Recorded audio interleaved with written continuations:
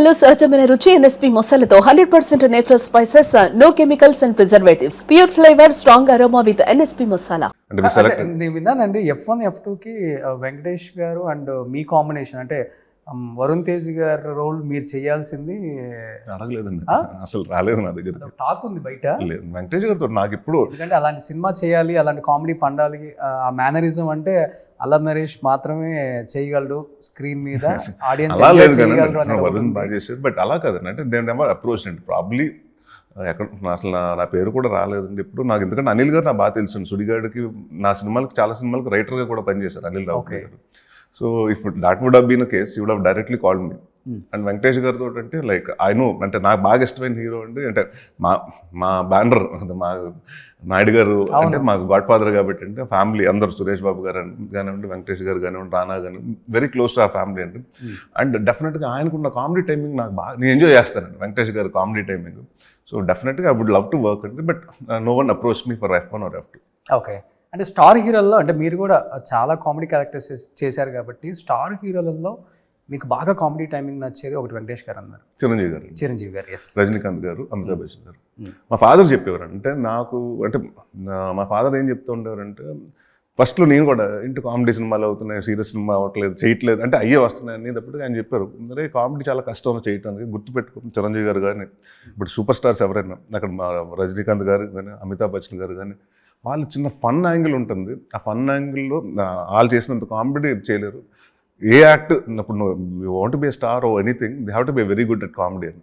So నాకు ఇప్పుడు చిరంజీవి గారిదండి ఆ సినిమా కానివ్వండి, లేకపోతే శంకర్ దాదా MBBS కానివ్వండి, లేకపోతే చాలా సినిమాలు చిరంజీవి గారి. అలాగే రజనీకాంత్ గారి సినిమాలు కూడా చూస్తుంటే అప్పుడు చిన్న ఫన్ వస్తుంటుంది, మళ్ళీ ఆయనే ఫన్ చేస్తుంటాడండి. ఇప్పుడు శివాజీలో చిన్న చిన్న ఫన్లు చేస్తుంటారు.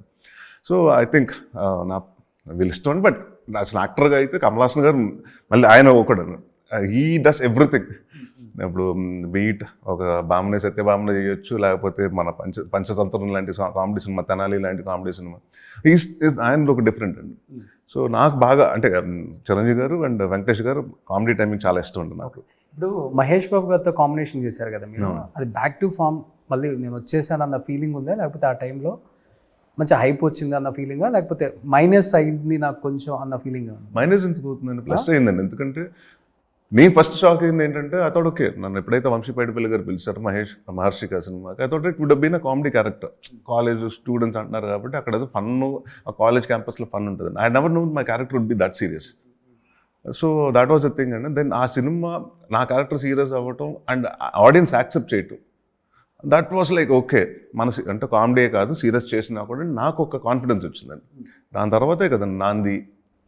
మెయిన్ హీరోస్ చేసిన వాళ్ళకి అంత డైజెస్ట్ అవ్వదు కదా, ఒక స్టార్ హీరో సినిమాలో మనం ఇంకొక రోల్. నేను అదే చెప్తాను కదండి, నేను ఎప్పుడు కాదు కదండి, ఇప్పుడు that was never a thing అండి. ఇప్పుడు మన హిందీ సినిమా చూస్తే మల్టీ స్టారర్స్ ఎక్కువ వచ్చినాయండి, మనకి తెలుగులో వచ్చినాయండి. ఇదివరకు కృష్ణ గారు, రామారావు గారు అందరూ చాలా సినిమాలు చేశారు.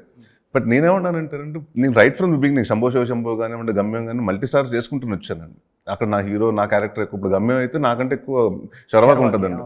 నేను 45 minutes 50 minutes కనిపిస్తుంది సినిమా అంతా. బట్ ఇట్ డజంట్ మ్యాటర్ అండి, క్యారెక్టర్ వచ్చింది చేస్తున్నానండి అంతే. ఇప్పుడు శంభో శివశంభో నాకు మంచి పేరు వచ్చింది సినిమా అండి. మొన్న నా స్వామి రంగ నాకు మంచి పేరు వచ్చింది.